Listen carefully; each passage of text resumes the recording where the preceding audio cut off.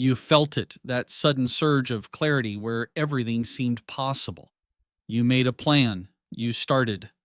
For a few days it worked, then the feeling disappeared, and without it, so did the action. Now you're back where you started, wondering why you can never seem to stay motivated. Here's the answer: you're not supposed to. Motivation was never designed to last, and once you understand what it actually is, you'll stop waiting for it and start building something that actually works. The real problem: most people treat motivation like a fuel source, something that with the right video or the right mindset, you can keep topped up. So when it fades, they try to refill it. New inspiration, new goals, new reasons to start again, and it works briefly, then fades again. The cycle looks like this: motivation, action, motivation disappears, stopping, waiting for motivation, repeat. And over time, a belief forms. Successful people must feel motivated all the time. That's why they keep going and I don't. That belief is completely wrong, and it's keeping you stuck. The biggest misconception: here's what almost everyone gets backwards. They believe motivation causes action. It doesn't. Not reliably, not in the way they think. In reality, action is often what creates motivation. You start doing something, even reluctantly, and the engagement itself generates momentum, interest, a sense of progress. The feeling follows the behavior, not the other way around. Motivation is not a starting condition. It's a byproduct, a temporary emotional state that can appear after you begin, but cannot be counted on to appear before. People experience the burst of motivation at the beginning of something new and assume it should always be there. When it leaves, they wait for it to return, but waiting is exactly what locks you out of it.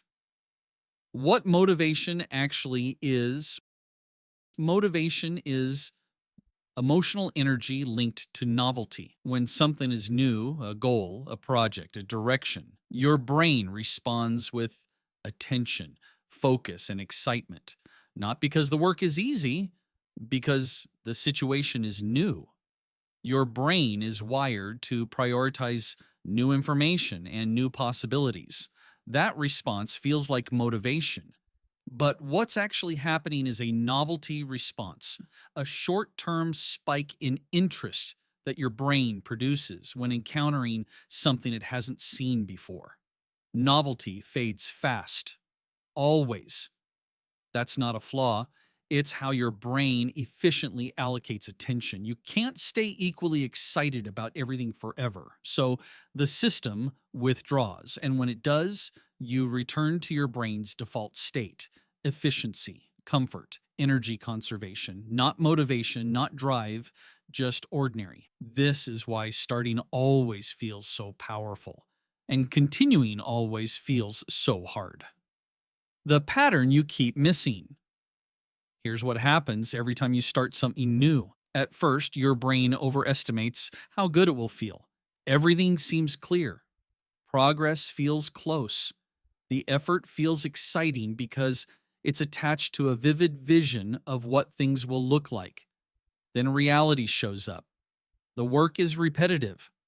Progress is slower than expected. The vision feels further away, not closer.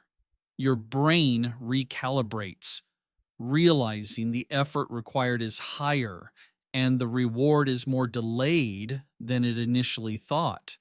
That's when motivation drops. Not because you're weak or undisciplined, because your brain's initial read was optimistic, and now the reality is correcting it. At this exact point, most people stop. They interpret the loss of motivation as a signal that something is wrong, that they chose the wrong goal or they're the wrong person for it. They wait for the feeling to return before continuing. But the feeling was never supposed to stay. It was just designed to get you started. Why it feels personal.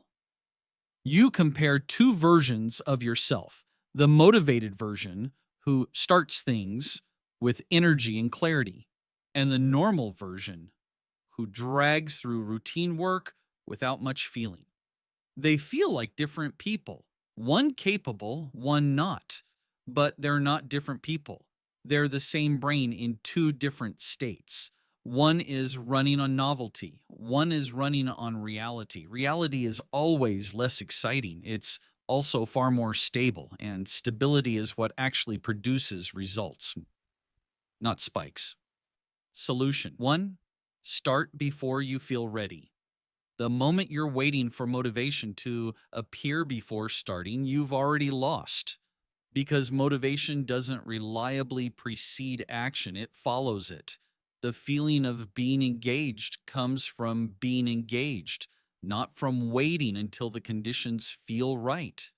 Start while you still feel resistant. Start before you feel ready, not because the discomfort doesn't matter, because on the other side of starting, the resistance usually softens, not disappears, softens. That's enough. Solution 2, lower the size of starting. The brain doesn't resist working. It resists the emotional weight of the full task. Work out feels heavy. Put on clothes and walk outside doesn't. Write the chapter feels impossible. Write one paragraph doesn't. Reduce the starting action to something so small it barely registers as a decision.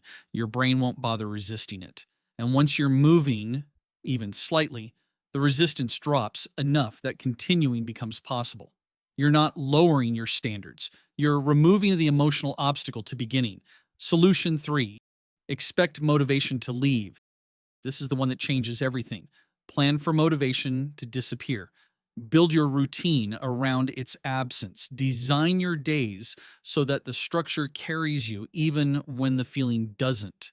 The difference between people who stay consistent and people who don't is not who feels more motivated, it's who keeps going after motivation is gone. Every person who has ever built something meaningful had long stretches of working without inspiration, without excitement, without any particular feeling of drive. They continued anyway. That continuation is the skill, not motivation.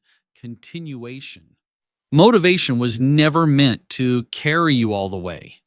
It was meant to get you started. What carries you through is something quieter and more durable, the willingness to act without the feeling, to show up when it's boring, repetitive, slow, and unrewarding, to trust that doing the work today, even when nothing about it feels good, is building something real. The people who reach their goals are not the most motivated people. They're the people who built a relationship with working in the absence of motivation. That's available to you. You don't need to feel it first. You just have to move. Next week, why self-sabotage doesn't look like what you think, and why your brain creates it automatically without your permission.